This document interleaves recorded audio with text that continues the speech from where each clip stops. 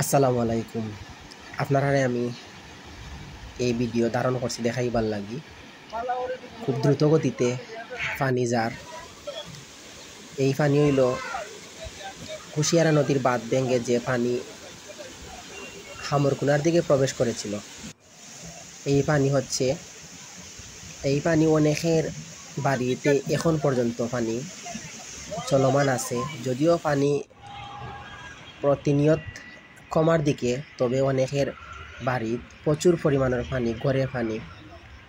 ওই দেখেন, আমি আপনারা ভিডিওর মাধ্যমে দেখাইলাম অনেকের দোকানে পানি, তারপর অনেকের বাড়ির অর্ধেক পানি, অনেকে ছাদের উপরে বসবাস কররা, তারপর অনেকে রোডের মাঝে বসবাস কররা।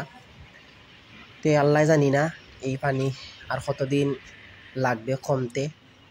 তার আল্লাহ গিয়ে দোয়া করবা, আল্লাহ যাতে আমরা সবাই হেফাজতে রাখুন। আমরা জানি বিভিন্ন জেলায় ছাতক, সুনামগঞ্জ, মৌলভীবাজার, কুলাউড়া, বড়লেখা, জুড়ি, শমশেরনগর সব দিকেই এই নদীর পানি বাঁধ ভেঙে প্রবেশ করেছে গ্রাম অঞ্চলে। তো এই পানি কমতে অনেক দিনের প্রয়োজন। সবাই দোয়া করবা আল্লাহ তাআলা যেন আমরা সহি সালামতে এবং হেফাজতে রাখুন। ভালো থাকবা। আসসালামু আলাইকুম।